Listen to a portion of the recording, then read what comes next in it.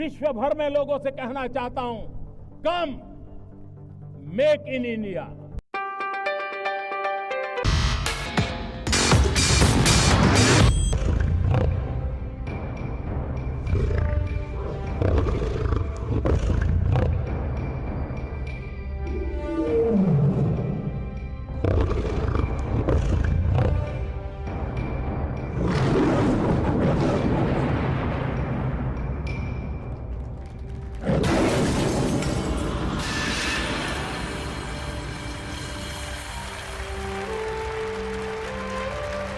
Global trade show का उद्घाटन किया। उन्होंने इस मौके पर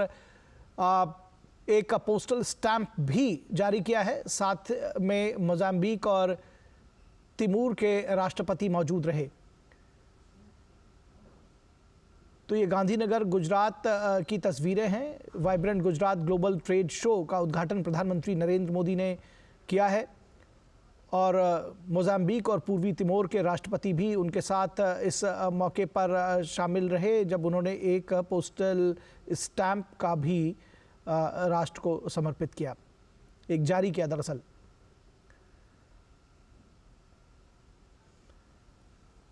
तो ये बेहद महत्वपूर्ण है। जिस तरह कि हमने आपको शुरुआत में बताया कि आज का ये जो ग्लोबल गुजरात वाइब्रेंट समिट है, ये बेहद महत्वपूर्ण है और इस लिहाज से भी महत्वपूर्ण है क्योंकि ये 10वां वाइब्रेंट गुजरात समिट रहेगा। और vibrant Gujarat global trade show का प्रधानमंत्री ने शुभारंभ किया है। विश्व स्तरीय अत्याधुनिक तकनीक से बने उत्पाद का प्रदर्शन जो इस ट्रेड शो में किया जा रहा है। और प्रधानमंत्री ने इस मौके पर एक पोस्टेज स्टैंप भी जारी किया और इस मौके पर पूर्वी तिमोर और मोजाम्बिक के राष्ट्रपति भी उनके साथ मौजूद रहे। तो बेहद महत्वपूर्ण है ये वाइब्रेंट गुजरात समिट, 10वीं जो वाइब्रेंट गुजरात समिट है ये, और ट्रेड के लिहाज से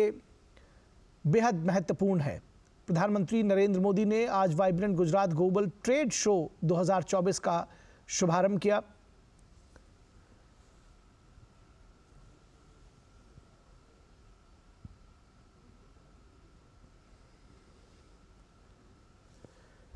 तो गांधीनगर में vibrant Gujarat global trade show का प्रधानमंत्री नरेंद्र मोदी ने उद्घाटन किया है। इस मौके पर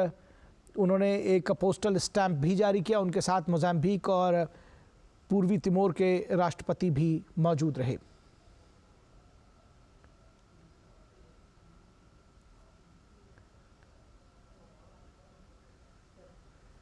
तो ये जो vibrant Gujarat global trade show है, इसमें विश्व स्तरीय कंपनियां अत्याधुनिक तकनीक से बने उत्पाद का प्रदर्शन कर रही हैं। ट्रेड शो के कुछ फोकस सेक्टर की अगर बात की जाए तो ई मोबिलिटी, स्टार्टअप्स, सूक्ष्म लघु एवं मध्यम उद्यम यानी कि MSME और ब्लू इकोनॉमी की बात कही जा रही है। ग्रीन एनर्जी और स्मार्ट इंफ्रास्ट्रक्चर इसमें शामिल है। और आज प्रधानमंत्री का बेहद व्यस्त कार्यक्रम है गुजरात में। इस लिहाज से हमारी संवाददाता मेघना देव इस पूरी खबर पर बातचीत करने के लिए हमारे साथ इस वक्त गांधीनगर गुजरात से जुड़ रही हैं।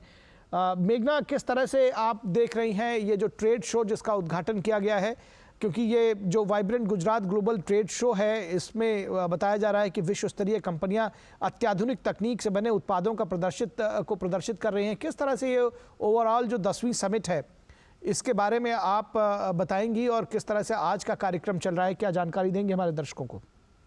देखिए, आज सुबह से ही हम जानते हैं प्रधानमंत्री नरेंद्र मोदी ने तिमोर लेस्टे और मोजाम्बिक के राष्ट्राध्यक्षों के साथ उन्होंने बायलैटरल बातचीत की है, द्विपक्षीय वार्ता हुई है। उसके बाद वो कई सीईओ से मिले और सबसे अहम अब जो उन्होंने उद्घाटन किया है इस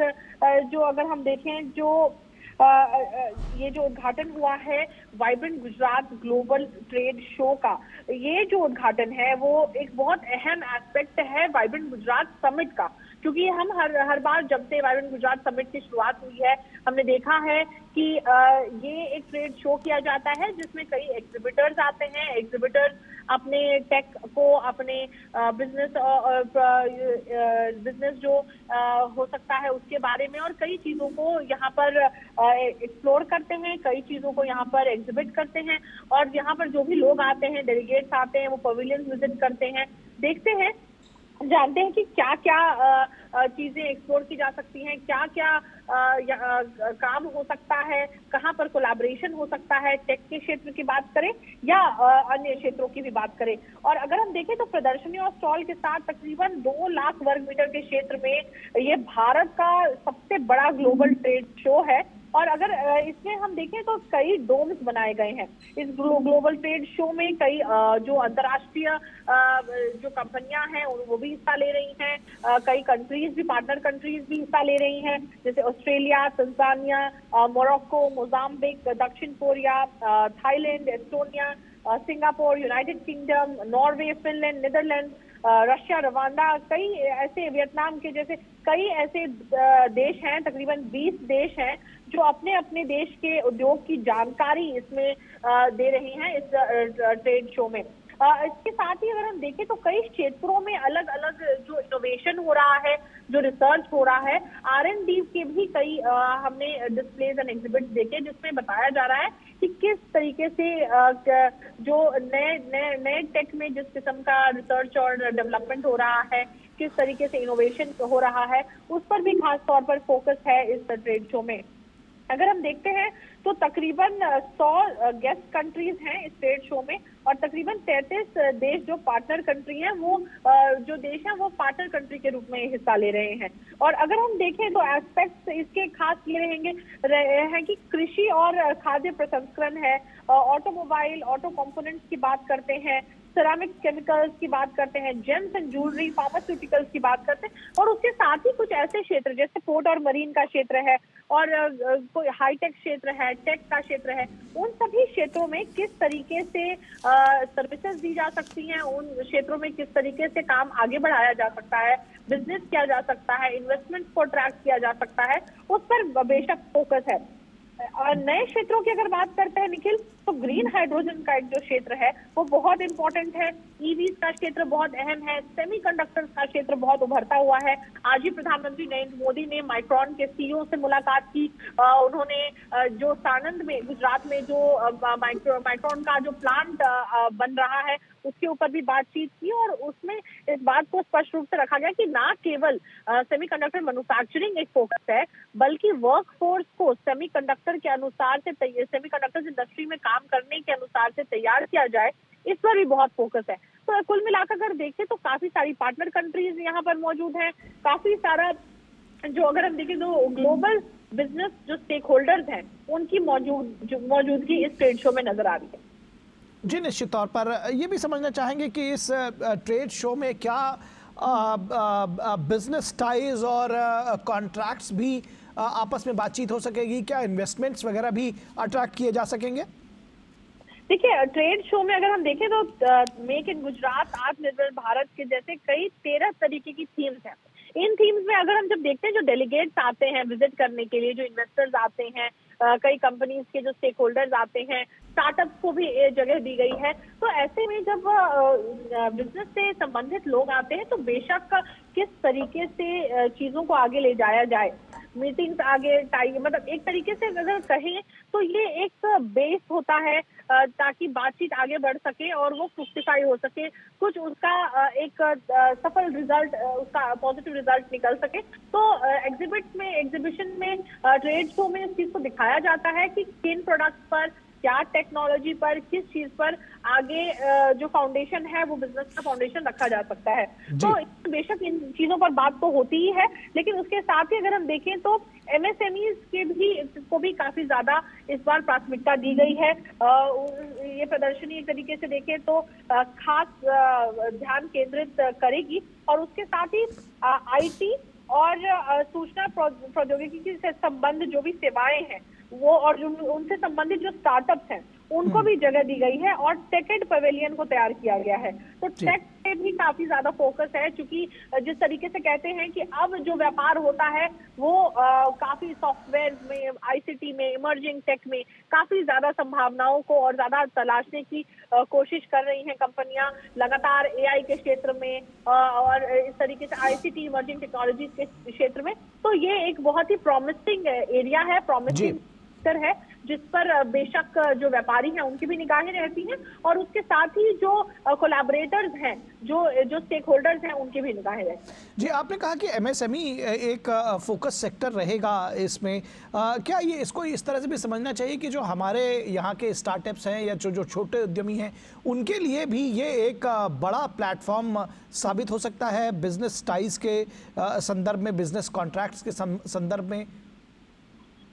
बिल्कुल, चूंकि एक तरीके से देखें तो एमएसएमईज की जब बात करते हैं तो ऐसे बड़े ट्रेड शोज में या ऐसे बड़े ट्रेड फेयर, जिस तरीके से निखिल हम जानते हैं दिल्ली में भी जिस किस्म का बड़ा ट्रेड फेयर लगता है, तो काफी ज्यादा जो एमएसएमईज हैं, छोटे मझौले जो उद्योग हैं, उनको एक प्लेटफॉर्म मिलता है। ये प्लेटफॉर्म उनको बेशक कई तरीकों से इन्वेस्टर्स अट्रैक्ट करने के लिए भी मिलता है, कई तरीकों से उनको वेंडर्स और ज्यादा मिलते हैं कि कहाँ कहाँ वो अपना सामान सप्लाई कर सकते हैं, किन किन जगहों पे इसकी डिमांड है, और कई बार उनको और ज्यादा उनके डेवलपमेंट में और ज्यादा क्या बेहतर कर सकते हैं वो उसकी भी जानकारी अलग अलग जो विजिटर्स आते हैं, जो डेलीगेट्स आते हैं, उनसे उनको मिलती है। तो एक ओवरऑल डेवलपमेंट की जब हम बात करते हैं, ना केवल बिजनेस के लिहाज से बल्कि एक एमएसएमई का जो क्षेत्र है उनके पर्सनल जो बिजनेस होता है उसके ग्रोथ के लिहाज से भी बड़ा एक्सचेंज जो होता है, ओपिनियंस का एक्सचेंज जो होता है, फीडबैक का, वो काफी महत्व रखता है, क्योंकि यहाँ पर ना केवल एक रीजन से लोग आते हैं बल्कि विश्व भर से लोग आते हैं। तो उनका जो नजरिया होता है वो बेशक डिफरेंट होता है, वो अलग अलग जगहों की अलग अलग जरूरतों को जानते हैं, डिमांड एंड सप्लाई को जानते हैं, तो वो बेशक एक बेहतर अगर हम बात करें तो बेहतर ओपिनियन भी दे सकते हैं और इस चीज को और ज्यादा आगे बढ़ाने में भी मदद कर सकते हैं। अगर हम बात करें तो ट्रेड शो के दौरान ना केवल इस तरीके का एग्जिबिट का स्कोप रहता है, बल्कि जिस तरीके से आप पूछ रहे थे Nikhil, reverse buyer seller meet और वेंडर्स डेवलपमेंट प्रोग्राम जैसे कई जो प्रोग्राम्स हैं उनका भी आयोजन किया जाता है, जिससे कि और ज्यादा एक्सपोजर मिल सके और किस तरीके से वेंडर्स को उनके ग्रोथ के लिए और इस तरीके के सेमिनार्स करके उनको कैसे आगे बढ़ने में मदद मिले, इस पर भी फोकस रहता है जी। अगर देखें तो ट्रेड शो में कई पवेलियंस हैं जिनकी स्पेशल अगर हम देखें तो सेक्टर्स को डेडिकेटेड है, जैसे बात करते हैं टेक्नोलॉजी की, ग्रीन स्मार्ट इंफ्रास्ट्रक्चर की बात करते हैं, या फिर सस्टेनेबल एनर्जी की बात करते हैं, या फिर आर्थिक विकास के जो एस्पेक्ट्स हैं, इंपॉर्टेंट जो एस्पेक्ट्स हैं उनकी बात करते हैं। तो इस पर फोकस्ड भी पवेलियंस बनाए गए हैं और अंतर्राष्ट्रीय थीम पवेलियन जिसकी मैं बात कर रही थी उसमें तकरीबन 20 देश हिस्सा ले रहे हैं, तो जो कि अपने अपने देशों के उद्योगों के बारे में जो डेलीगेट्स आएंगे, जो बिजनेसमैन आएंगे, जो स्टेक होल्डर्स हैं इंडस्ट्रीज के, वो आएंगे, उनको उसके बारे में जानकारी देंगे और अपने उद्योग, अपने अपने देश के उद्योगों के बारे में एग्जिबिट करेंगे। उसके साथ जो टिकट पवेलियन की बात है उसमें खास नजर अगर हम देखें तो खास क्यूरियोसिटी की चीज रहेगी स्टार्टअप का जो पवेलियन है, स्टार्टअप के क्षेत्र में किस तरीके की उपलब्धियां हासिल की हैं, ना केवल गुजरात में बल्कि भारत एज अ होल, और उसके साथ ही किस तरीके का रिसर्च चल रहा है, कहाँ किन प्रॉब्लम स्टेटमेंट्स को ये स्टार्टअप सॉल्व कर रहे हैं, वो एक बेशक इम्पोर्टेंट एस्पेक्ट रहेगा। सबसे इम्पोर्टेंट एक जोन बनाया गया है जो गुजरात का एक्सपीरियंस जोन है, क्योंकि वाइब्रेंट गुजरात की बात हो रही है तो गुजरात का एक एक्सपीरियंस जोन बनाया गया है जहाँ पे आर्ट, कल्चर, ट्रेडिशन को भी डिस्प्ले किया गया है, प्राचीन संस्कृति को डिस्प्ले किया गया है, जो स्पिरिचुअल हेरिटेज है और उसके साथ ही जो टूरिज्म है उनके एक्सपीरियंसेस को भी यहाँ पर डिस्प्ले किया गया है। इतना ही नहीं, आर्ट एंड क्राफ्ट की भी जो चीजें हैं उनको भी यहाँ पर एक इम्पोर्टेंस दी गई है इस गुजरात एक्सपीरियंस जोन में। तो गुजरात के जो कल्चरल कंट्रीब्यूशन रहा है, गुजरात की संस्कृति हेरिटेज का गुजरात के डेवलपमेंट में, उस जर्नी को भी इसमें दिखाया गया है। तो ये कई ऐसे एस्पेक्ट्स हैं। ई मोबिलिटी का भी एक एस्पेक्ट है जिसमें ऊर्जा की बात की गई है। ई मोबिलिटी पवेलियन के हिसाब से जो भारत में जो भविष्य का जो ट्रांसपोर्टेशन रहेगा वो कैसा रहेगा उसके बारे में बताया गया है। तो कई ऐसी चीजें हैं जो यहाँ पर डिस्प्ले की गई हैं। तो अगर देखें तो जो ग्लोबल स्टेक होल्डर्स आएंगे, जो इंडस्ट्री और बिजनेस के स्टेक होल्डर्स हैं, हर एक व्यक्ति के लिए यहाँ पर कुछ ना कुछ ऐसा रहेगा जो उसके इंटरेस्ट को कैप्चर कर सकेगा। जी, निश्चित तौर पर ये 10वां वाइब्रेंट ग्लोबल गुजरात समिट है। अगर पिछले 9 बार की बात करें, ये कहा जाए कि जो इसकी एक राह रही है, विकास गाथा रही है, उसको किस तरह से हमारे दर्शकों के साथ साझा करने चाहेंगे आप? क्या कुछ विशेष हासिल किया है इन वर्षों में? और साथ ही साथ अगर आप ये भी बता सकें कि इस बार का जो 10वां समिट है वो किन मायनों में विशेष होने जा रहा है? आपने कुछ अत्याधुनिक तकनीक और रिसर्चेस की बात की, उसके अलावा भी कुछ हमें जानकारी दे सकें। देखिए, इस बार अगर हम देखें तो आज का सबसे जो अहम चीज हमने देखी कि प्रधानमंत्री नरेंद्र मोदी का जिस अलग अलग सेक्टर्स के सीईओ से मिलना हुआ, वो खुद में एक बहुत बड़ा मैसेज है। मैसेज ये है कि हम पहले सेमीकंडक्टर्स को एक बहुत बड़ी प्रायोरिटी दे रहे हैं। हम देख रहे हैं कि सेमीकंडक्टर्स के क्षेत्र में हम कितने आगे बढ़ सकते हैं और ये सही समय है, और यही समय है जब हम सेमीकंडक्टर्स के क्षेत्र को और ज्यादा एक्सप्लोर कर सकें, वर्कफोर्स को स्किल कर सकें, और उसके साथ ही हम किस तरीके से और ज्यादा प्लांट्स यहाँ पर मैन्युफैक्चरिंग यूनिट सेटअप कर सकते हैं। माइक्रोन जैसी कंपनी गुजरात के सारणंद में इन्वेस्ट कर रही है, बहुत बड़े पैमाने पर इन्वेस्ट कर रही है। इतना ही नहीं, उसका एक R&D यूनिट हैदराबाद में भी है जिसमें कि काफी ज्यादा लोग काम करते हैं। तो एक एस्पेक्ट अगर हम देखें तो पूरी तरीके से तैयारी, अगर हम देखें तो सेमीकंडक्टर इंडस्ट्री को पूरी तरीके से जिसको जो शब्द कहा जाता है पूरा एक्सप्लोर कर सकते हैं, और उसको एक बहुत बड़ा आयाम दिया जा सकता है सेमीकंडक्टर इंडस्ट्री को। उस पर फोकस है। दूसरा फोकस डीपी वर्ल्ड के भी सीईओ से प्रधानमंत्री नरेंद्र मोदी मिले, जो कि पोर्ट और लॉजिस्टिक्स में काम करता है। देखिए, गुजरात का जो कोस्ट लाइन है तकरीबन 1600 किलोमीटर का कोस्ट लाइन है, और वो एक बहुत अहम रोल प्ले करता है। पोर्ट एक बहुत अहम रोल प्ले करते हैं। डीपी वर्ल्ड का पहले भी कांडला पोर्ट में इन्वेस्टमेंट रहा है। डीपी वर्ल्ड अब चाहता है कि वो इंडस्ट्रियल पार्क्स में भी गुजरात में इन्वेस्ट करे। तो ये इन्वेस्टमेंट बहुत अहम है। कई एमओयूज भी साइन हो चुके हैं और कई हजार करोड़ रुपए का इन्वेस्टमेंट एक्सपेक्ट किया जा सकता है डीपी वर्ल्ड के तरफ से, जो कि पोर्ट्स और लॉजिस्टिक्स में अपना इन्वेस्टमेंट करती है, और पोर्ट डेवलपमेंट में भी इन्वेस्टमेंट करती है, कंस्ट्रक्शन में इन्वेस्ट करती है, तो ऐसे क्षेत्रों में इन्वेस्ट करती है। तो किस तरीके से पोर्ट्स का डेवलपमेंट हो ताकि लॉजिस्टिक्स आसान हो सके, सप्लाई चेन सुदृढ़ हो सके, उसके ऊपर फोकस है। तीसरा एक सबसे अहम एस्पेक्ट बिजनेस के साथ साथ किस तरीके से एजुकेशन के बारे में आज प्रधानमंत्री नरेंद्र मोदी जो वाइस चांसलर से मिले डेक्कन यूनिवर्सिटी के, वो एक बहुत बड़ा मैसेज है कि किस तरीके से अंतर्राष्ट्रीय जो विश्वविद्यालय हैं, यूनिवर्सिटीज हैं, वो आना चाहते हैं भारत। और यहाँ भारत में जो भारत के जो छात्र जाते थे बाहर पढ़ने के लिए, अब उन्हें जब धीरे धीरे जो बाहर की यूनिवर्सिटीज हैं वो भारत आने लग जाएंगी, तो उनको न केवल भारत के जो छात्र हैं उनको फायदा होगा, बल्कि उसके साथ ही जो एशियन सबकॉन्टिनेंट की बात करें या जो छात्र वहां नहीं जा सकते, जो भारत आ सकते हैं, वो भारत आके भी पढ़ सकते हैं। तो डेक्कन यूनिवर्सिटी अगर हम देखें तो आज जो वाइस चांसलर ने हमसे बातचीत में इस बात को कहा कि अगर नेशनल एजुकेशन पॉलिसी नहीं होती तो मैं आज यहाँ खड़ा नहीं होता, और जो डेक्कन यूनिवर्सिटी का कैंपस गिफ्ट सिटी में गुजरात के गांधीनगर में खुल रहा है वो नहीं खुल रहा होता। और केवल 2 महीने हुए हैं, उन्होंने एप्लीकेशन इनवाइट किए थे post graduation programme cyber security और बिजनेस एनालिटिक्स में, उसके लिए तकरीबन 500 से भी ज्यादा एप्लीकेशंस आ चुके हैं। तो ये हम देख सकते हैं कि कितना इंटरेस्ट जनरेट हो रहा है। और उसके साथ ही वुलुगोंग यूनिवर्सिटी जो है वो भी एक यूनिवर्सिटी है ऑस्ट्रेलिया की जो गिफ्ट सिटी में आएगी। तो ऐसे कर करके जो अगर हम देखें तो ना केवल बिजनेस एस्पेक्ट से, बिजनेसमैन से प्रधानमंत्री नरेंद्र मोदी मिले, बल्कि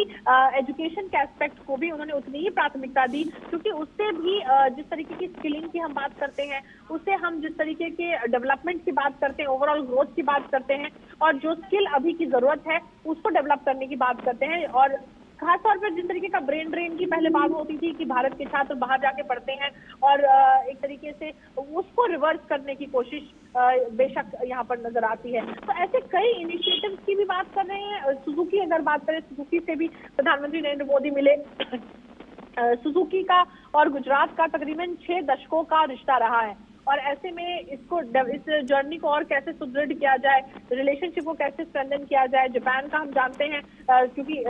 सुजुकी जो है वो जापान की एक कंपनी है, तो सुजुकी का भी बहुत ज्यादा इन्वेस्टमेंट है। तो ऐसे एस्पेक्ट, कई एस्पेक्ट्स को कवर करता है वाइब्रेंट गुजरात। और जिस तरीके से निखिल हम बात कर रहे थे कि पिछले कुछ समय जो 2 बार वाइब्रेंट गुजरात ग्लोबल समिट नहीं हो पाया, हालांकि 2 साल में एक बार होता है और कोरोना काल के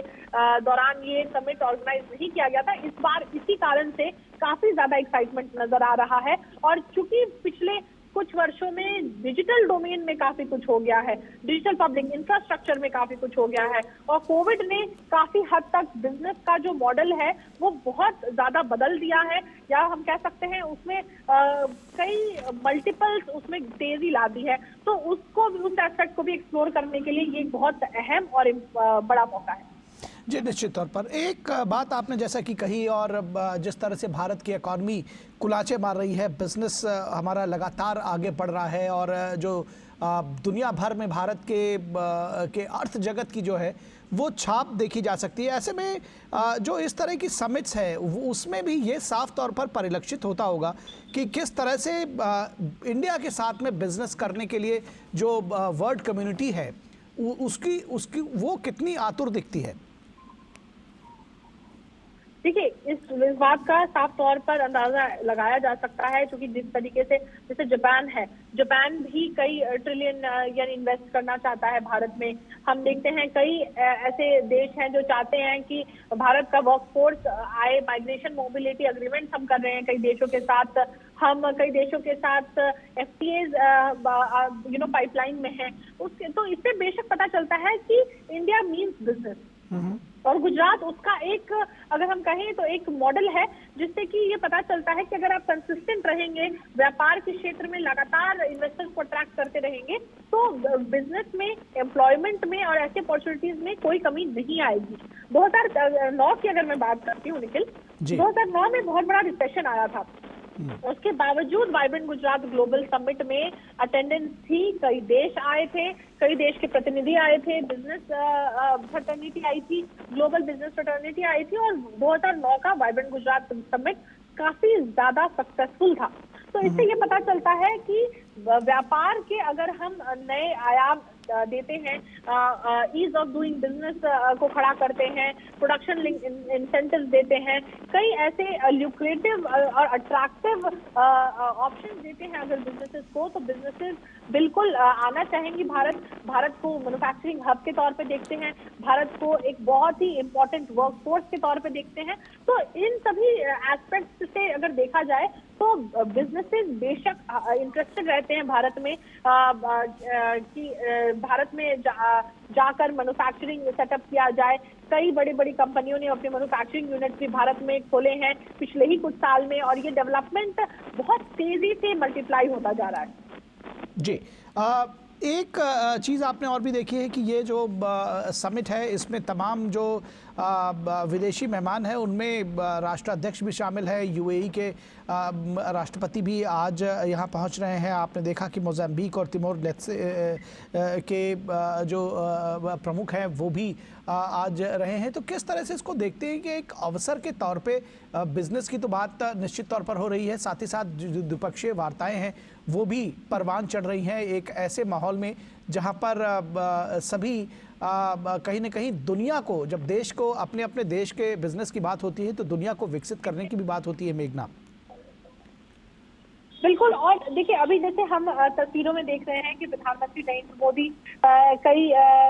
EV का एक जो पवेलियन है वो देख रहे हैं, उसके साथ एरोनॉटिक्स का, एविएशन के सेक्टर को देख रहे हैं। तो ऐसे कई पवेलियंस पर वो जा रहे हैं और वहां पर वो नजर बनाए हुए हैं। कई ब्रांड्स के पवेलियंस पर जा रहे हैं, कई चीजों को देख रहे हैं। वहां पर ईवी के बसेस की बात हो रही है,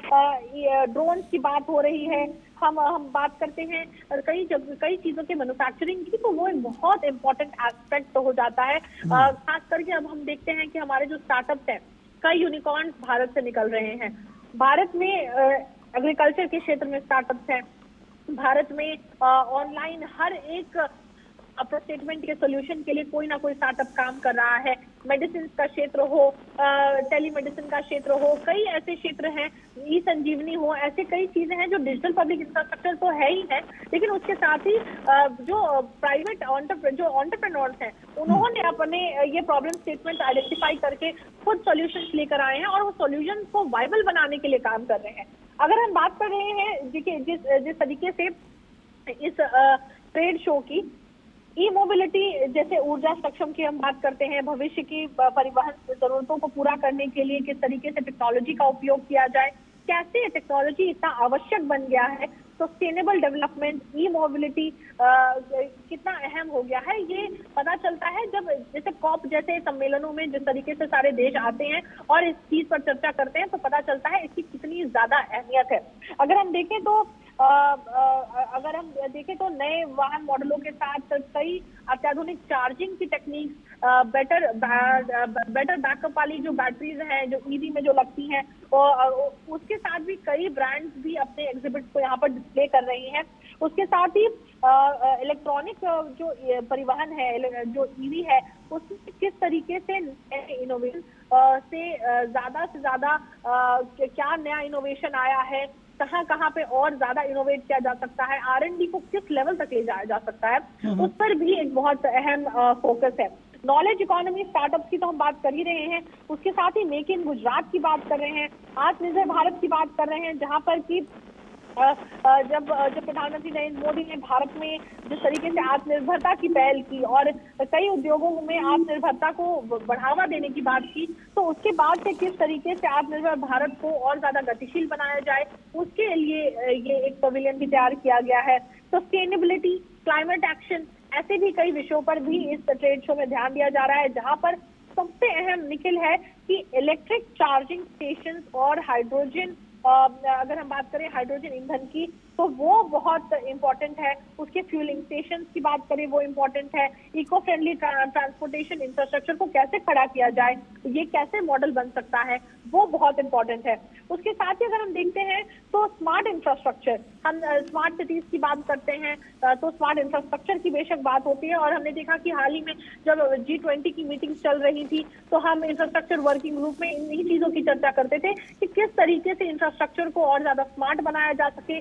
सिटीज को सस्टेनेबल बनाया जा सके। तो इन्हीं सब सॉल्यूशंस को बिजनेस मॉडल बनाकर एग्जिबिट किया जाता है, ताकि इन्वेस्टर्स इसमें इन्वेस्ट कर सके, जो लोग रह रहे हैं, जो सिटीज को लिवेबल बनाया जा सके, और इससे एक रेवेन्यू भी जनरेट किया जा सके, एम्प्लॉयमेंट भी दिया जा सके। जी, निश्चित तौर पर आपने आत्मनिर्भर भारत और स्टार्टअप्स का जिक्र किया। एक जहन में ख्याल आता है, या लोगों को ऐसा लगता है कि जब हम आत्मनिर्भर भारत की बात करते हैं तो सब कुछ भारत में बना हुआ, सब कुछ भारत में का निर्मित, लेकिन जो विदेशी जो कारोबारी हैं उनके साथ में गठजोड़, उनके साथ में सहयोग और उनके साथ में तकनीक का आदान प्रदान से लेकर के बाज़ार का भी, जिसको कहे भारत भी एक बाज़ार है और वहाँ पर भी एक बाज़ार ढूंढने की बात होती है। इस लिहाज से ये जो समिट है वो आत्मनिर्भर भारत की तरफ कितना एक कदम बढ़ाती हुई नज़र आएगी, आपको लगता है, जब हम स्टार्टअप्स की बात करते हैं और जो नए उद्यमी हैं उनकी बात करते हैं? देखिए, अगर हम बात करते हैं तो हम अभी इस वाइब्रेंट गुजरात ग्लोबल समिट में हम जानते हैं ये गुजरात की बात हो रही है, लेकिन देखिए आपने जब प्रश्न पूछा तब भी आपने एक एस्पेक्ट रखा कि हम भारत की बात कर रहे हैं, क्योंकि इस बात को सीधे तौर से लिंक किया जा सकता है कि जब गुजरात में जिस किस्म के इन्वेस्टमेंट आते हैं या गुजरात में जिस तरीके का बिजनेस आता है, उसका इम्पैक्ट नेशनल लेवल पर भी, राष्ट्रीय स्तर पर भी पड़ता है। एम्प्लॉयमेंट की बात करें, एक्सपेंशन जब कंपनियां करती हैं, अगर पहले गुजरात में आए उसके बाद अन्य राज्यों में भी एक्सपैंड करती हैं, तो इसका बेशक इम्पैक्ट राष्ट्रीय स्तर पर पड़ता है। और हम जब स्टार्टअप्स की बात कर रहे हैं, यूनिकॉर्न्स की बात कर रहे हैं, फिनटेक के क्षेत्र में कितने सारे स्टार्टअप्स हैं, कितने सारे स्टार्टअप्स हैं एग्रीकल्चर के क्षेत्र में, ड्रोन्स हैं, उसके साथ ही कई ऐसे स्टार्टअप्स, अब देखिए जैसे भारत का स्पेस सेक्टर भी अब स्टार्टअप्स को खुल चुका है, स्काई रूट, अग्निकुल, ऐसे कई स्टार्टअप्स हैं जो लोगों की जुबान पर इनके नाम है और ये बहुत बेहतरीन काम कर रहे हैं स्पेस सेक्टर में। और किस तरीके से स्पेस को भी प्राइवेट सेक्टर कितना ज्यादा उसको इस्तेमाल करके आगे स्टार्टअप्स बढ़ सकते हैं स्पेस के क्षेत्र में, वो भी एक बहुत अहम एस्पेक्ट है। तो अब कोई भी चीज अगर हम देखें, ना केवल इन सब चीजों में, बल्कि ऑनलाइन ई कॉमर्स के जरिए कई ऐसे स्टार्टअप्स हैं जो हमारी संस्कृति, हमारी विरासत को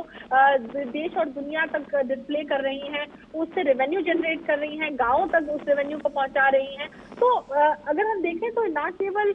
एक ये स्टार्टअप का जो क्षेत्र है वो एक क्षेत्र तक सीमित है, बल्कि इसका इम्पैक्ट नेशनल लेवल तक और ग्लोबली भी होता है। जब गुजरात की बनी हुई चीज देश भर में जाती है और उसके बाद दुनिया भर में जाती है, या देश की कोई किसी भी कोने में बनी हुई चीज एक कंपनी के जरिए या किसी एक वेंडर के जरिए विश्व भर में पहुंचती है, तो बेशक रेवेन्यू जनरेशन में बहुत ज्यादा मदद करती है और उसके साथ ही उस चीज की पॉपुलैरिटी में भी इजाफा करती है। तो ये जो इम्पैक्ट है ये एक साइकिल है जिसमें इम्पैक्ट हर किसी को होता है और जो भी इस साइकिल से जुड़े रहते हैं उन्हें इस प्रॉफिट साइकिल में एक बेनिफिट मिलता है। और इसी को कहते हैं कि वायबल बिजनेस क्रिएट करना, और जो कि गुजरात में जिसका कल्चर हमेशा से रहा है कि किस तरीके से बिजनेस में वायबिलिटी हो, क्या इसकी जरूरत है, कितनी जरूरत है, उसको कितना स्केल किया जा सकता है, उससे कितना मुनाफा कमाया जा सकता है। तो इन सभी एस्पेक्ट्स को भी ध्यान में लोग रखते हैं और इन सभी एस्पेक्ट्स को एक तरीके से जो बिजनेस, जो इन्वेस्टर्स आते हैं, जो स्टेक होल्डर्स आते हैं ऐसे समिट्स में, वो ऐसे ऑप्शंस एक्सप्लोर करते हैं, ऐसे स्टार्टअप्स को ढूंढते भी हैं कि पता चले कि कहाँ इन्वेस्ट किया जा सकता है। जी, ये जो तस्वीरें हम देख रहे हैं मेघना, वो बहुत चमक धमक के साथ में एक ट्रेड शो को परिलक्षित करती हैं, प्रदर्शित करती हैं। लेकिन इसके साथ मैं चाहूँगा कि हमारे दर्शकों को आप ये भी बताएं, समझाएं कि ये सिर्फ बड़े लोगों का, बड़े उद्यमियों का एक ट्रेड शो नहीं है, बल्कि इस बिजनेस से जो तमाम कॉन्ट्रैक्ट्स हैं, जो तमाम जो समिट है, ये इससे पंक्ति में खड़े आखिरी आदमी को, जो आम आदमी है, वो भी इससे प्रभावित होता है और उसका भी कहीं ना कहीं इसमें उसकी भी एक हिस्सेदारी है। देखिए निखिल, जब हम देखते हैं यहाँ पर कि काफी ऐसे एस्पेक्ट्स हैं जहाँ पर जैसे इस ट्रेड शो में अगर मैं बात करूँ तो 13 डोम हैं और 1000-2000 एग्जिबिटर्स हैं, जिससे साफ तौर पर पता चलता है कि कितनी वैरायटी भी यहाँ पर है। अगर हम बात कर रहे हैं बिजनेसेस को डिस्प्ले करने की, बड़ी सी बड़ी कंपनियां हैं, आप देख सकते हैं रिलायंस, अदानी, टाटा, ऐसे कई कंपनियां यहाँ पर नजर आ रही हैं। उसके साथ ही विदेशी कंपनियां भी हैं, देश की भी कंपनियां हैं। उसके साथ ही अगर हम देखें तो एमएसएमई का कई मंत्रालयों ने भी अपने यहाँ पर एग्जिबिट लगाए हुए हैं। गुजरात का एक एक्सपीरियंस जोन है। तो कुल मिलाकर जिस तरीके से मैं आपको बता रही थी निखिल कि हर एक व्यक्ति के लिए, हर एक स्टेक होल्डर के लिए जिसको जिस क्षेत्र में दिलचस्पी है, सभी के लिए यहाँ पर कुछ ना कुछ बेशक मौजूद है। इन्वेस्टमेंट के लिहाज से देखें, अगर हम बात करते हैं कोलैबोरेशन के हिसाब से, बायर वेंडर के बीच बातचीत, मीटिंग, ये सब का सिलसिला इन्हीं सब ट्रेड शोज में शुरू होता है। और इसका उदाहरण हम पहले भी देख चुके हैं जब इस ऐसे ग्लोबल ट्रेड शो पिछले वाइब्रेंट गुजरात समिट में हुए हैं। जी, दरअसल मैं ये भी बताना चाह रहा था कि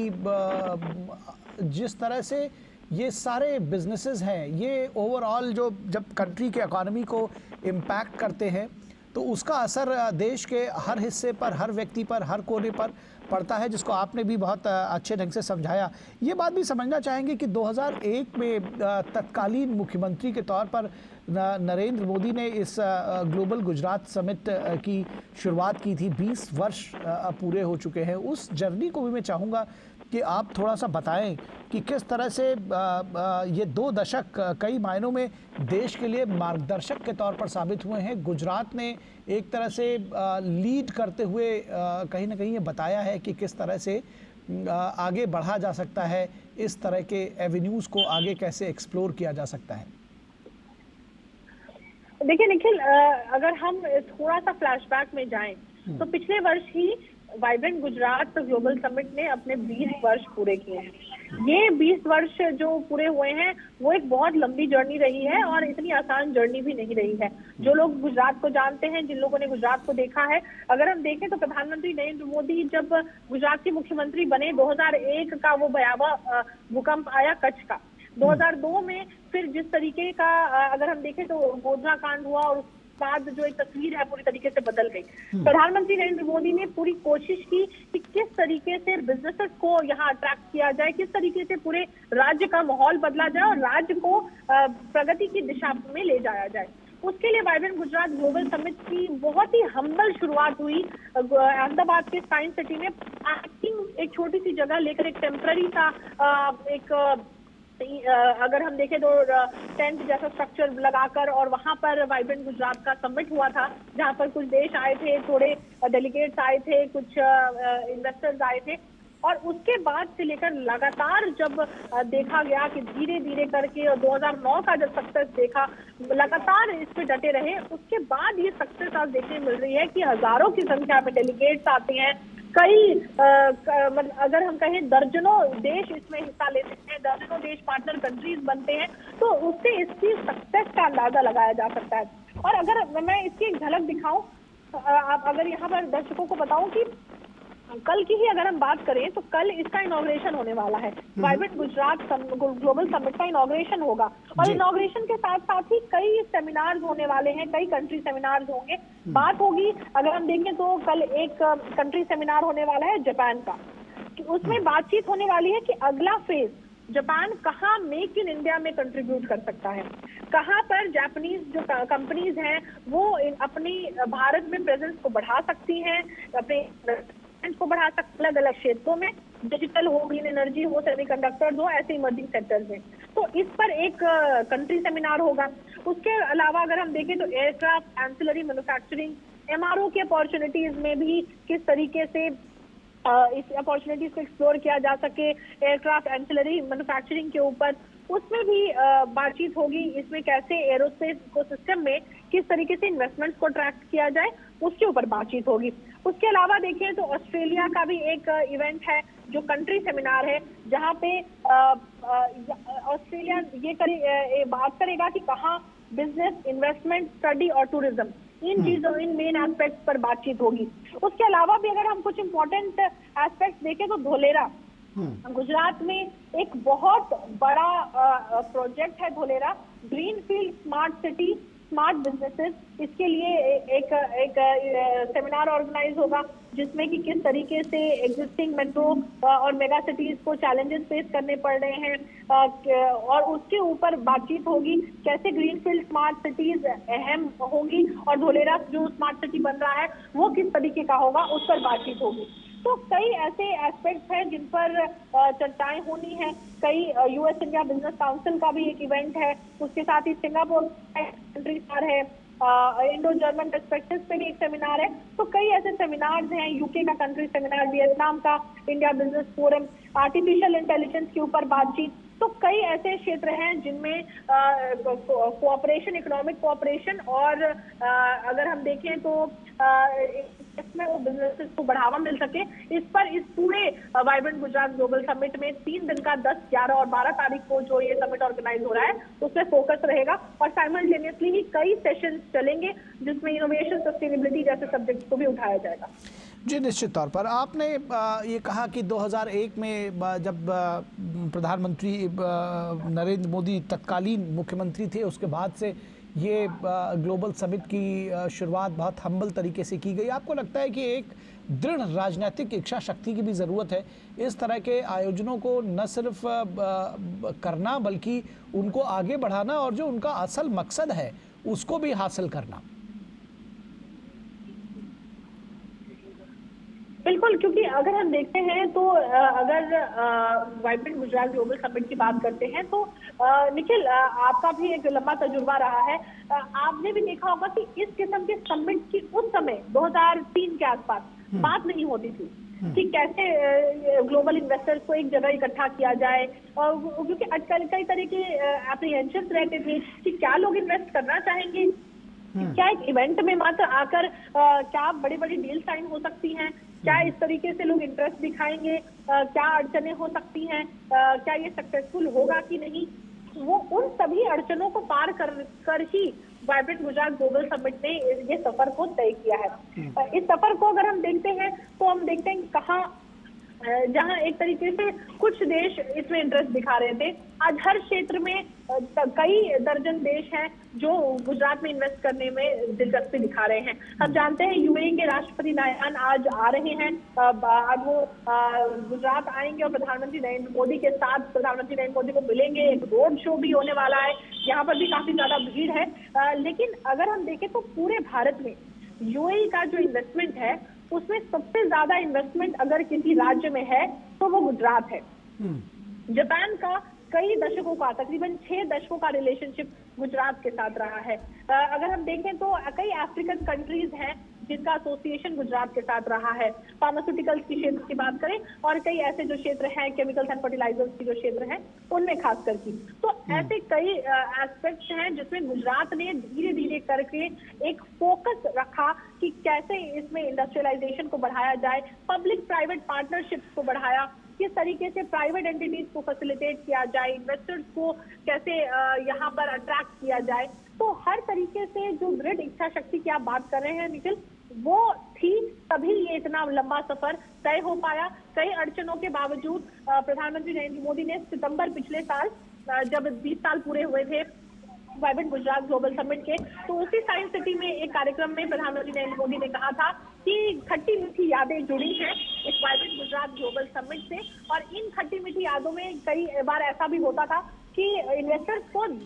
कहा जाता था कि आप इन्वेस्ट ना करें,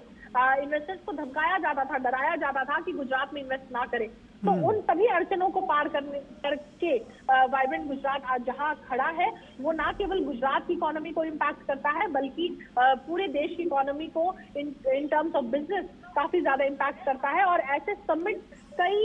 एक तरीके का ऐसे समिट, ये जो समिट है ये प्रेडिसेसर के तौर पर, एक एग्जाम्पल के तौर पर इस्तेमाल किया जाता है जब कोई भी राज्य अपना बिजनेस समिट करता है। जी निश्चित तौर पर। अगर इस ग्लोबल समिट की बात कही जाए, मेघना, गुजरात जो है जिस तरह से पूरे देश भर में या ये कहें कि तमाम विदेशों में भी एक विकास का रोल मॉडल बनकर उभरा है, इस तरह के समिट्स जो है और जो पॉलिसीज़ है बिजनेस को लेके, वो एक बड़ी भूमिका निभाती हैं इसके लिए, क्या कहेंगे आप? बिल्कुल, पॉलिसीज का एक बहुत बड़ा अगर हम कहें तो योगदान है गुजरात में। जिस तरीके से कंपनीज ने, अगर हम देखें तो टाटा को जब प्लांट सेटअप करना था तो गुजरात ने जगह दी। कई बार ऐसा, कई ऐसे अगर हम देखें तो कंपनीज को गुजरात ने जगह दी, कई तरीके के उनको बेनिफिट्स दिए ताकि वो यहाँ पर आए, यहाँ पर रोजगार जनरेट करें। तो एक चीज ये बेशक है कि कोई भी जब कंपनी प्लांट लगाती है, अगर हम देखते हैं तो साणंद में जो प्लांट बन रहा है माइक्रॉन का, वहां पर भी आसपास के लोगों को रोजगार के जो अपॉर्चुनिटीज हैं वो खड़े हो रहे हैं। उसके साथ ही कई ऐसे एस्पेक्ट्स हैं, अगर हम देखें तो वहां पर एक अटल टिंकरिंग लैब को भी चला रहा है माइक्रॉन, जो साणंद में है। तो ये ऐसे कई ऐसे ऑप्शंस हैं जो ना केवल एक डेवलपमेंट कंपनी के लिए, ना केवल एम्प्लॉयमेंट के लिए, बल्कि जब कंपनियां अपनी कॉर्पोरेट सोशल रिस्पॉन्सिबिलिटी का एक हिस्सा बनाती हैं तो उस पूरे क्षेत्र का भी जो एक तरीके से कहते हैं डेवलपमेंट होता है और बेनिफिट होता है। जी, जब हम दुनिया की 5वीं बड़ी अर्थव्यवस्था बन चुके हैं, अमृत काल का हमारा सफ़र जारी है, विकसित भारत बनाने का संकल्प हमने लिया है और जो तीसरी सबसे बड़ी अर्थव्यवस्था बनने की ओर अग्रसर हैं हम। ऐसे में जो इस तरह की समिट्स हैं वो कितनी महत्वपूर्ण है और देश के जो दूसरे राज्य हैं उनके लिए कितना बड़ा एक एग्जाम्पल सेट करती हैं कि गुजरात से सीख लेनी चाहिए, गुजरात को देखकर आगे बढ़ना चाहिए? बिल्कुल, और इसका देखिए ये चूंकि जिस तरीके से मैंने बताया कि जो एक प्रेडिसेसर के तौर पर वाइब्रेंट गुजरात ग्लोबल समिट ने अपना मार्क छोड़ा है, एक ब्रांड बन के उभरा है, तो जब भी कोई राज्य बिजनेस समिट करता है या ऐसे इन्वेस्टर्स मीट करता है, ऐसे ग्लोबल समिट करता है इन्वेस्टर्स को बुलाने के लिए, उनको इन्वेस्टमेंट के लिए अट्रैक्ट करने के लिए, या भले वो नेशनल हो या ग्लोबल हो, वो वाइब्रेंट गुजरात का एक मॉडल बेशक अपनाने की कोशिश करते हैं। अब देखिए यहाँ पर कई चीजों को बहुत एक ऐसे एस्पेक्ट से देखा गया लॉन्ग टर्म सोच के हिसाब से। पहले जब 2003 का वाइब्रेंट गुजरात ग्लोबल समिट हुआ था, वो उस समय एक टेम्पररी स्ट्रक्चर था, टेम्पररी सा एक स्ट्रक्चर बनाकर वहां पर समिट किया गया था। कोशिश की गई थी कि अच्छा हो, जितना सुविधाएं थी उस हिसाब से सब कुछ करने की कोशिश की गई। आज वो समिट एक परमानेंट स्ट्रक्चर में होता है, इतना बड़ा महात्मा मंदिर का कन्वेंशन हॉल बनाया गया है, वो एक परमानेंट स्ट्रक्चर में हर 2 साल में होता है। कोरोना काल को अगर निकाल दें तो हर 2 साल में इसे आयोजित किया गया है, और अक्सर ये जनवरी के समय होता है, जहां पर काइट फेस्टिवल भी गुजरात में हो रहा होता है। तो लोग ना केवल बिजनेस के लिहाज से आए, बल्कि यहाँ की जो कल्चर है, यहाँ का जो कल्चर है उसमें भी घूमे, जाने, एक्सप्लोर करें क्या है गुजरात में। तो उसके बारे में उससे भी काफी ज्यादा एक इम्पैक्ट पड़ता है यहाँ की इकोनॉमी पे, टूरिज्म प्रमोट होता है। और उसके साथ ही ये जो समय है, ये कच्छ में रणोत्सव का समय है, तो किस तरीके से अगर जो डेलीगेट्स आते हैं उनको कई बार वो ट्रिप्स ऑर्गेनाइज किए जाते हैं कि वो रण जाएं, रण देखें, जो रणोत्सव है उसका आनंद उठाएं। तो कई ऐसे एस्पेक्ट्स हैं जो इंटरलिंक्ड होते हैं, जिनको प्रमोट करने के लिए लगातार कोशिशें की जाती हैं। तो जिस तरीके से आप कह रहे हैं निखिल, बेशक ये एक ऐसा इकोसिस्टम है जिसको कई साल लगे हैं बनने में, और ये बेशक एक दृढ़ इच्छा शक्ति के साथ हुआ है। और सभी जो स्टेक होल्डर्स हैं, जैसे इंडेक्स बी की अगर बात करें जो आयोजित करता है, गुजरात सरकार के कई विंग्स हैं जो इसमें लगते हैं, और उसके साथ ही कई कंट्रीज को रीच आउट करना पड़ता है, कई लोगों को इनवाइट एक्सटेंड करना पड़ता है, कई कंपनीज को इनवाइट करना पड़ता है, कई जो एग्जिबिटर्स हैं वो अप्लाई करते हैं। उनमें से जो एग्जिबिटर्स,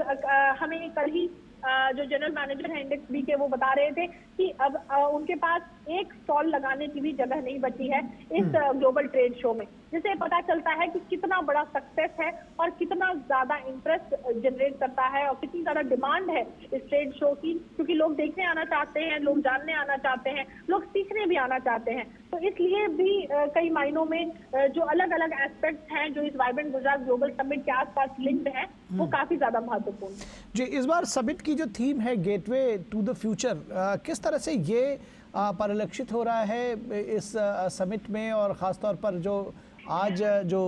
ट्रेड शो है उसको देख करके आपने शुरुआत में बताया था कि चाहे वो एआई का क्षेत्र हो या जो आधुनिक तकनीक हो, जो नए नए रिसर्चेस हैं, उसको भी अब शामिल किया जा रहा है इस तरह के समिट में। बिल्कुल, अगर हम देखें तो जो नए क्षेत्र हैं, जब हम गेटवे टू द फ्यूचर कहते हैं, तो हम बेशक इस चीज को ध्यान में रखते हैं कि आगे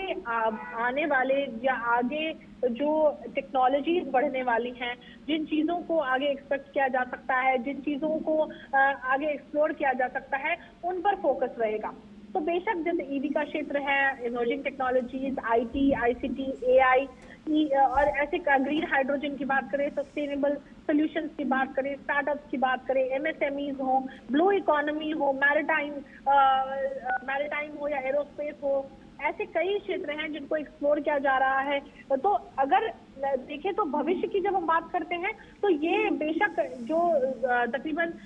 2 एडिशन जो नहीं हुए थे वाइब्रेंट गुजरात समिट के, ये एक ऐसा एडिशन है जो पिछले समिट की भी कमी पूरी करेगा, बट आगे के समिट के लिए भी एक टोन सेट करेगा।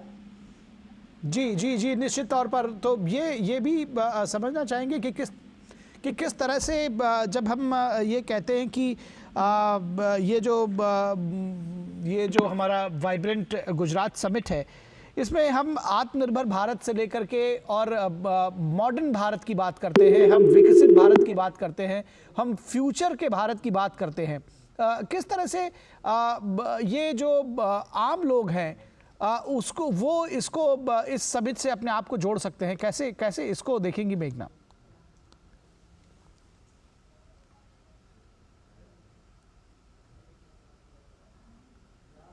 मेघना, आप हमारे साथ हैं?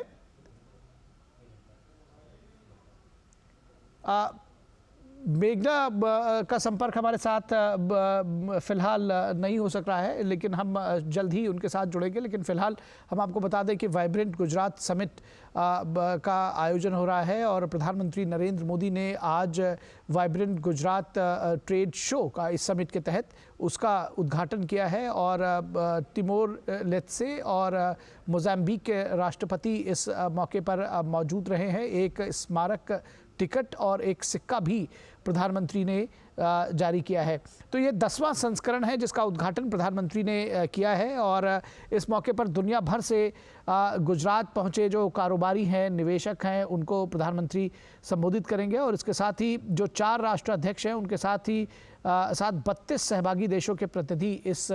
जो ये सम्मेलन है इसमें मौजूद रहेंगे, इस समिट में मौजूद रहेंगे। तो कुल मिलाकर ये बेहद अहम ये समिट है इस लिहाज से भी कि ये 10वीं समिट है। 20 वर्षों से इसका आयोजन किया जा रहा है। और हमारे साथ में मेघना देव हमारी संवाददाता जुड़ी हुई है। मेघना, एक बार हम फिर से जानना चाह रहे थे कि इस समिट के बारे में जब हम बात करते हैं और साथ ही साथ बहुत सारी चीज़ें हमारे देश में चल रही हैं, जब हम बात करते हैं कि हम आत्मनिर्भर भारत की ओर की तरफ बढ़ रहे हैं, जब हम अमृत काल की बात करते हैं, जब हम तीसरी सबसे बड़ी इकॉनमी बढ़ने की बात करते हैं, तो इस तरह के जो आयोजन हैं वो किस तरह से आम लोग उसको अपने आप से जोड़ सकते हैं? कैसे आप देखेंगे कि इस तरह के जो आयोजन हैं वो भारत को एक जिसको कहते हैं कि लीप फॉरवर्ड वो ले जाने की दिशा में काम करते हैं? बिल्कुल, इनका एक बेहद अहम रोल है। और उसके साथ ही अगर हम देखें तो ये जो प्लेटफॉर्म है वो ना केवल ग्रोथ अगर हम देखें तो बिजनेसेस का, बल्कि स्टेट स्पेसिफिक भी इन्वेस्टमेंट्स को अट्रैक्ट करने के लिए अहम है। अगर हम देखते हैं तो देखिए 12 तारीख को जो आखिरी दिन होगा इस समिट का, इसमें कई अगर हम देखें तो स्टेट सेमिनार भी होने वाले हैं। ना केवल गुजरात संबंधित बल्कि अलग जो राज्य हैं वो अपने स्टेट सेमिनार भी करेंगे। जैसे अगर हम देखें तो development of north east region के लिए एक स्टेट सेमिनार आयोजित होगा, जिसमें कि किस तरीके से अरुणाचल प्रदेश, असम, मणिपुर, मिजोरम, मेघालय, नागालैंड, सिक्किम, त्रिपुरा, कई क्षेत्रों में जैसे हॉस्पिटैलिटी हो, टूरिज्म हो, एग्रो फूड प्रोसेसिंग हो, टेक्सटाइल, हेल्थ केयर, एजुकेशन, चाय का जो क्षेत्र है, ऐसे कई क्षेत्रों में किस तरीके से क्या अपॉर्चुनिटीज हैं, क्या बिजनेस वहां पे किए जा सकते हैं, क्या इन्वेस्टमेंट लाया जा सकता है, कैसे कोलैबोरेट किया जा सकता है, उस पर एक सेशन ऑर्गेनाइज किया जाएगा, जो भी मंत्रालय के द्वारा ऑर्गेनाइज किया जाएगा, जो कि नॉर्थ ईस्ट रीजन का एक स्टेट सेमिनार होगा। उसके साथ ही अगर हम देखते हैं तो गुजरात के हिसाब से गुजरात चूंकि ग्रीन हाइड्रोजन डेस्टिनेशन, भारत का ग्रीन हाइड्रोजन डेस्टिनेशन बनने की ओर है, तो उसके ऊपर भी एक सेमिनार होगा जिसमें बताया जाएगा कि किस तरीके से एक्सपर्ट्स हो, स्टेक होल्डर्स, रिसर्चर्स, इंडस्ट्री के प्रोफेशनल्स और पॉलिसी मेकर्स बात करेंगे कि क्या क्या क्षेत्र हैं रिन्यूएबल एनर्जी में, किन किन तरीके के चीजों को लाया जा सकता है, इस पर बातचीत होगी। अगर हम देखते हैं तो क्लीन एनर्जी के ऊपर भी बातचीत होनी है, जो भी एक इवेंट ऑर्गेनाइज किया जाएगा। उसके साथ ही चूंकि एमएसएमई की हम बात कर रहे थे निखिल, तो विकसित भारत की जब हम बात करते हैं तो इंक्लूसिव ग्रोथ और सस्टेनेबल डेवलपमेंट, ये 2 टर्म्स हमेशा हम इनको मेंशन करते हैं। तो ऐसे में जब 2047 तक की जर्नी की हम बात कर रहे हैं, तो ऐसी स्ट्रैटेजी, ये बहुत अहम स्ट्रैटेजी हो जाती है कि जो विजन है हमारा 2047 तक का, उसमें सस्टेनेबल डेवलपमेंट और इंक्लूसिव ग्रोथ, इन दोनों को प्राथमिकता मिले। तो इसके लिए एक एमएसएमई कॉन्क्लेव भी ऑर्गेनाइज किया जा रहा है, जिसमें एक इकोसिस्टम की बात होगी कि किस तरीके से